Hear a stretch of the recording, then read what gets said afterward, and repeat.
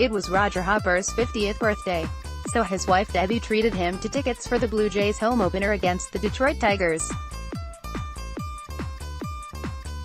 Hopper was in his 100-level seat celebrating by polishing off a $5.75 bag of strawberry Twizzlers that he could have picked up from Dollarama for a third the price. But he wasn't complaining. They had driven in from Brussels, ONT, population 1,158 for the big game. The lure of a free t-shirt and magnet didn't hurt either.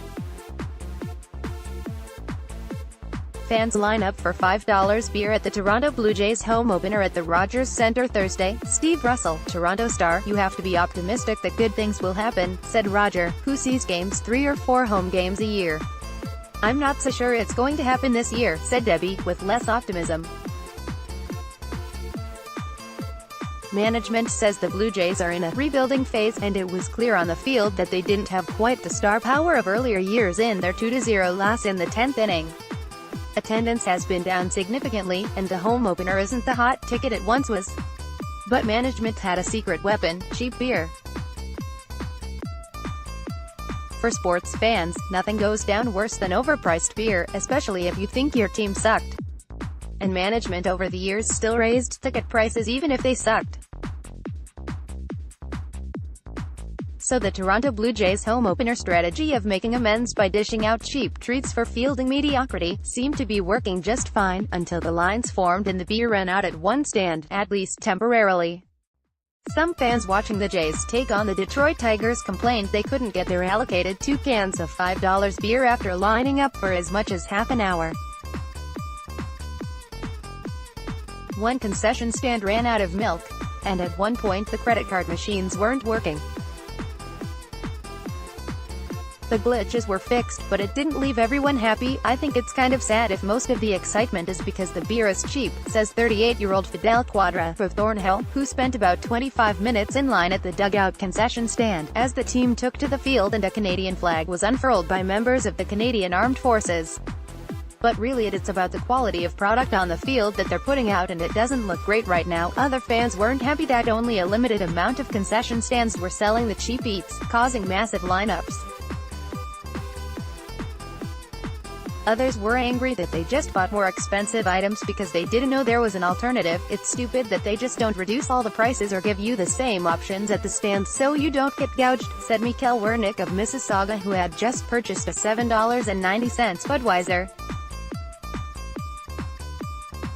"I think only in Toronto do we think it's a great deal that you pay $5 for nachos. I'm not so sure if it's so great a deal if you spend half the time in line and you're missing the game," groused Norman Lem of Richmond Hill, who also wasn't happy that the $5 beer came in a slightly smaller container than the regular priced beer. The marketing strategy of getting to fans through their stomachs isn't over yet. Coming this year are $1 hot dog days. These will only be on a limited amount of Tuesdays, because Blue Jays management still have to make payroll, and they're not that desperate, at least just yet. It's not a unique strategy. The NFL's Atlanta Falcons offered fan-first pricing last season, with reduced prices on hot dogs and beer, as sports teams start to figure out what movie theater owners already knew: a bad showing on the field or on the screen doesn't translate into high turnover at the concession stands.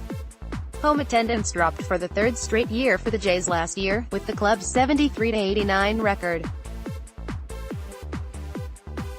The club attracted 2,325,281 fans to the Rogers Centre in 2018, down 25% from the prior year.